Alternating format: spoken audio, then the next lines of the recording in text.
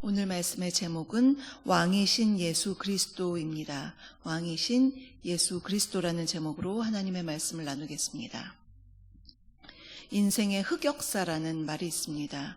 잊고 싶을 만큼 부끄러운 과거나 그때 그 일을 하지 말았어야 했는데 그렇게 후회하는 그러한 것을 우리가 인생의 흑역사라고 말합니다. 혹시 여러분에게도 이러한 인생의 흑역사가 있으십니까? 아무리 있다 하더라도 이 사람을 이기지는 못합니다. 바로 본디오 빌라도입니다. 본문에서 빌라도에게 있어서 정말 흑역사라고 생각할 수 있는 인생의 결정적인 실수, 잘못을 우리가 오늘 본문에서 볼 수가 있습니다. 예수님이 죽으신 지 지금 2000년이 지났지만 우리는 아직도 빌라도의 이름을 잊지 않고 있습니다. 또 안 좋은 기억으로 매번 암송을 하죠. 사도신경으로 우리가 신앙을 고백할 때 본디오 빌라도에게 고난을 받아 십자가에 못 박혀 죽으시고 계속해서 되뇌입니다. 그는 원래 예수님을 죽이고 싶어 하지 않았습니다. 정작 예수님을 죽이려고 했던 사람들은 따로 있었죠. 유대 종교 지도자들인데요. 예수님의 이제 대중들의 인기를 받고 그의 인기가 정말 하늘을 찌를 듯이 그렇게 민중들이 막 따라다니니까 그것을 그 유대 종교 지도자들은 더 이상 볼 수가 없었습니다. 유다의 배신과 유대 종교 지도자들의 이 교활한 계략이 더해져서 주님은 십자가의 처형으로 점점점 내몰리게 되신 것입니다.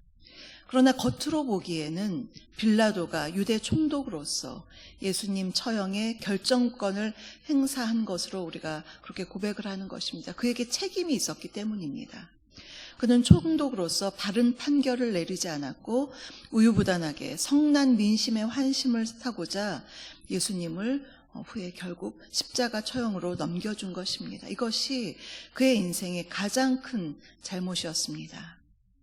오늘 우리가 본문을 보시면 예수님의 순환이 정말 숨막히게 진행되는 것을 볼 수가 있습니다. 가야바의 집에 사내들인 공의회, 그 당시 유대 종교 지도자들이 밤에 급히 소집되었습니다. 그 이유는 유월절 전에 예수님을 처형하기 위한 것이었습니다. 그런데 이렇게 밤에 모이는 것 자체가 불법이었습니다. 합법적인 일이 아니었습니다. 설사 소집되어서 구형이나 선고가 내려진다 하더라도 그 다음날 재심을 열어서 다시 결정해야 되는 것이 바로 공의회 법이었습니다. 그럼에도 불구하고 당시 유대 종교 지도자들은 예수님을 유월절 시작되기 전에 빨리 사형에 처하려고 그렇게 위법을 서슴지 않았습니다. 그러나 우리가 알아야 할 것은 인간의 이러한 악행에도 불구하고 하나님은 선하신 그분의 계획 속에서 일들을 이루어 가신다는 점입니다. 예수님은 하나님의 거대한 구원 계획 속에 있으셨죠. 유월절 어린 양으로 인류의 죄를 대신해서 십자가를 지시는 희생양으로 세워지신 것이고 그 일들이 지금 이루어지고 있는 것이었습니다. 오늘 본문 28절을 보시면요. 유대 종교 지도자들은 새벽에 예수님을 빌라도의 관사라고 할 수 있죠. 관정으로 끌고 갔습니다. 여기서 새벽은 새벽 3시부터 6시 사이를 말하는데요. 아주 이른 시간에 그들이 예수님께 사형 선고를 받게 하려고 서둘러서 빌라도 관정에 들어간 것입니다. 당시 유대는 로마 제국의 식민지였습니다. 로마는 그 당시 팍스 로마나였죠. 로마의 그 평화를 구현하고 또 오랜 기간 동안 평화를 누리던 시기인데 그 당시에 팍스 로마나의 정책은 다른 민족의 종교나 문화는 존중하는 것이었습니다. 그래서 관용을 베푸는 정책을 펼치고 있었습니다. 그래서 유대 사회는 로마의 지배하에 있긴 했었지만 상당 부분 자치권이 허용되었습니다. 그러나 금하는 건 있었죠. 죄인에게 사형을 선고하고 집행할 권한은 유대에는 없었습니다. 로마에서 해야만 했습니다. 그래서 로마 정부에서 파견한 총독에게 그러한 사형권이 있었으니 이제 유대 종교 지도자들은 마음이 급했죠. 자기들은 예수님을 죽이고 싶은데 할 수가 없으니까 빌라도를 설득해서 예수님께 죄목을 뒤집어 써서 사형 언도를 받을 수 있도록 그렇게 빌라도에게 예수님을 보낸 것입니다. 유대인들이 진짜 생각하는 예수님의 죄목은요, 하나님의 아들이라고 했던 예수님의 말씀에 근거해서 우리가 믿는 이 하나님의 아들이라니 말이 안 된다고 해서 신성모독죄가 그들이 생각하는 진짜 죄였습니다. 그러나 이러한 종교적인 죄는 로마에 가지고 가면 팍스 로마나 정책 때문에 그것은 인정되지가 않았습니다. 사형을 언도받을 수가 없었습니다. 그래서 유대 지도자들은 예수님께 덮어 쓰인 죄목은 정치적인 죄목이었는데 바로 그가 유대인의 왕이라고 한다. 로마의 반역을 일으킬 만한 위험한 사람이다. 그러한 죄목을 뒤집어 씌워서 마치 예수님이 로마의 권위나 질서를 흔드는 사람으로 그렇게 어필하면서 예수님을 빌라도에게 보낸 것입니다. 그러면 이러한 배경 속에서 시작된 빌라도의 신문을 통해서 오늘 우리에게 주시는 메시지 3가지를 살펴보겠습니다. 첫째로, 빌라도는 예수님이 무죄인 것을 알았습니다. 빌라도는 예수님이 무죄인 것을 알았습니다. 당시 빌라도는 자신의 관할 지역에서 일어나는 일들 모를 리가 없죠. 예수에 대해서. 또 많은 민중들이 어디에 관심이 있는지 모를 리가 없습니다. 그러나 아무리 산헤드린 공회에서 예수님의 죄목을 거짓으로 말한다고 한들 그것은 로마에 반하는 정치적인 문제가 아니라 종교적인 문제로 데려온 것, 이것 또한 빌라도가 눈치를 챘겠죠. 그래서 31절에서 빌라도는 얘기를 들어보기도 전에 너희가 그를 데려다가 너희 법대로 재판하라. 나는 사형을 내릴 수가 없다라는 것을 우회적으로 말하는 것이죠. 유대인들끼리의 종교적인 문제, 시끄럽게 나는 여기에 관여하고 싶지 않으니 너희가 알아서 해라 라는 그러한 뜻입니다. 그러나 유대 종교 지도자들은 참으로 사악한 자들이죠. 자신들의 책임은 면하고 싶은 것입니다. 회피하려는 것입니다. 그래서 빌라도에게 악역을 맡긴 것입니다. 자기들에게는 예수님에 대한 처형권이 없으니 당신이 해야 합니다라고 다시 밀어붙이는 것입니다. 그래서 할 수 없이 빌라도는 다시 관정에 들어가서 예수님을 신문하기 시작합니다. 2번째로 보시면요, 예수님은 하나님 나라의 왕이십니다. 예수님은 하나님 나라의 왕이십니다. 33절에서 빌라도는 주님께 물었습니다. 네가 유대인의 왕이냐? 그렇게 물었습니다. 이것이 개인적인 궁금증 때문인지 아니면 예수님을 신문하기 위한 것인지 알 수는 없지만 지금 그에게 예수님과 대화할 수 있는 인생의 절호의 기회가 온 것입니다. 빌라도의 물음에 대해서 예수님은 36절을 보시면요, 내 나라는 이 세상에 속하지 않았다라고 말씀했습니다. 그렇죠. 예수님은 정치적인 메시아로 온 것이 아니라 그래서 유대 나라의 왕이 아니었죠. 유대 나라만의 왕이 아니고 온 세상의 왕, 하나님 나라의 왕으로 이 세상에 오셨습니다. 이 세상에 속하지 않은 나라의 왕이죠. 그래서 37절에서 빌라도가 다시 묻기를 이제는 유대인을 빼고 그냥 내가 왕이냐 이렇게 다시 물었습니다. 그럴 때 주님은 이렇게 대답하셨습니다. 내가 왕이니라. 유대인의 왕으로는 왕이 아니지만 나는 왕이다. 이 저변에는 온 세상과 우주 만물의 왕으로 오신 것을 주님이 시인한 것입니다. 내가 이를 위하여 태어났으며 이를 위하여 세상에 왔나니 곧 진리에 대하여 증언하려 함이로라. 무릇 진리에 속한 자는 내 음성을 듣느니라. 주님께서 스스로가 진리가 되시고 또 주님께서 선포하신 복음의 진리의 말씀, 그것이 진리였죠. 이것을 듣고 다시 빌라도는 묻습니다.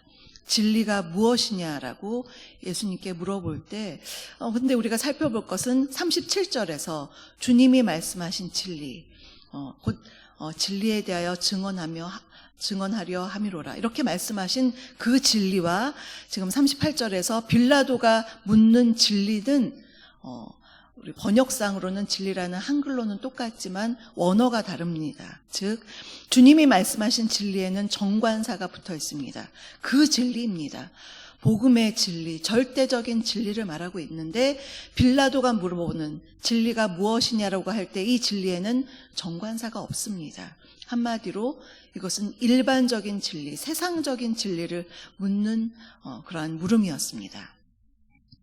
그것도 지금 빌라도가 정말 진리가 궁금해서 묻는 것이 아니라 형식적인 질문이었다는 것이 나타나는 건 빌라도가 진리를 물어봤으면 주님의 대답을 들어야 하는데 그거 듣지 않고 사람들에게 예수님을 어떻게 할까를 바로 물어봅니다. 즉 그는 진리가 정말 궁금하지 않았던 것입니다. 지금 형식적으로 이것을 다 행하고 있는 것입니다. 참으로 안타까운 것은 왕이신 주님을 앞에 두고 진리에 대해서 대화를 나눴지만 그는 아무것도 깨달을 수가 없었습니다. 구원의 기회, 메시아를 만난 기회를 지금 놓치고 있는 것입니다. 셋째로 빌라도는 정의보다 사람들의 눈치를 본 타락한 지도자였습니다. 빌라도는 정의보다 사람들의 눈치를 본 타락한 지도자였습니다. 38절에서 빌라도는 예수님께 어떠한 죄도 찾지 못했습니다. 혐의가 없다라고 생각했습니다. 그렇다면 정말 본인이 정말 제대로 된 사람이라면 이 사실을 백성에게 알리고 예수님을 놓아주면 자신의 역할을 잘 하는 것입니다. 그러나 그는 유대인들에게 환심을 사려고 했습니다. 유대인의 왕을 놓아주기를 원하느냐? 이것을 백성들에게 물어보는 것입니다. 사람들에게 물어보는 것입니다. 자기가 행해야 할 바를 행하지 않고 사람들에게 물어봤습니다. 유대인의 환심을 사기 위해 예수님을 석방해 주려는 듯한 그런 제스처를 취하는 것입니다. 이것은 언뜻 보면 예수님을 굉장히 생각하는 것처럼 여겨지지만 실은 자신의 직무를 유기하는 행동이었습니다. 그는 그 재판에서 죄를 발견했으면 유죄를 내리고 죄가 없다고 생각하면 무죄를 선고하면 됐습니다. 그러나 유대인의 눈치를 살피면서 환심을 사려고 그들과 타협을 하는 것이죠. 죄 없는 주님을 놓아줄까? 또한 사람들이 이렇게 강도 바라바를 놓아주라고 생각지도 못하는 그 이야기를 듣고 결국에는 바라바를 놓아주고 예수님을 처형하게 되는 그 자리에 선 것입니다. 우리가 사도신경에서 빌라도를 계속 본디오 빌라도에게 고난을 받으신 예수님을 그렇게 고백하는데요. 잘 모르는 경우 빌라도가 아니라 유대인들이 그렇게 모함해서 한 거 아니야? 라고 생각할지 모르지만 그는 최종 책임자로서의 직무유기를 한 것입니다. 그래서 그 책임 때문에 사도신경에서 우리가 매번 그렇게 그를 안 좋은 기억으로 예수님을 사형에 처형에 넘긴 사람으로 우리가 계속해서 고백한 것입니다. 그의 결정적인 잘못을 우리가 지금 보고 있는 것입니다. 사랑하는 성도 여러분, 오늘 우리는 주님이 빌라도에게 신문당하시는 모습을 통해서 세 가지를 살펴보았습니다. 첫째로 빌라도는 예수님이 무죄인 것을 알았습니다. 신문 전에도 알았고 신문을 하고 나서도 끝에 가서도 알았습니다. 두 번째로 예수님은 하나님 나라의 왕이십니다. 이 세속의 유대의 나라의 왕이나 세속의 왕이 아니라 온 우주의 왕, 하나님 나라의 왕이십니다. 세 번째로 빌라도는 정의보다 사람들의 눈치를 본 타락한 지도자였습니다. 오늘 우리는 온 세상의 왕이시오 구주로 오신 주님이 이렇게 비겁하고 타락한 지도자들에 의해서 고난당하시는 모습을 살펴보았습니다. 그러면 우리는 어떠한 사람이 되어야 하겠습니까? 정의로운 사람, 공의로운 사람, 참과 거짓을 구별하고 옳고 그름을 제대로 말할 수 있는 그러한 사람이 되어야 합니다. 그것은 용기가 필요합니다. 특히 지금 이 나라의 지도자들과 법을 다루는 사람들이 옳고 그름에 대해서 용기와 소신을 가지고 말하며 정의의 편에서 공의로서 판단하도록 우리가 정말 힘써 중보해야 할 때입니다. 오늘 이 아침에 이러한 말씀들 우리가 마음에 새기고 이 땅의 공의와 정의를 위해서 열심히 중보하시는 저와 여러분 우리 모두가 되시기를 주님의 이름으로 축복합니다. 오늘의 말씀을 생각하시면서 찬송가 151장을 함께 부르시겠습니다.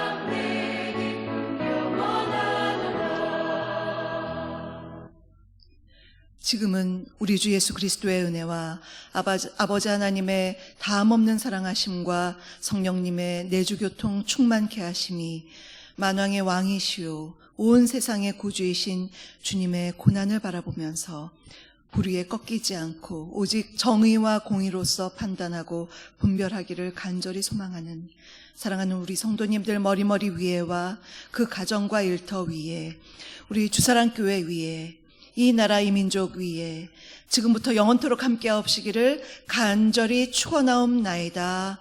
아멘.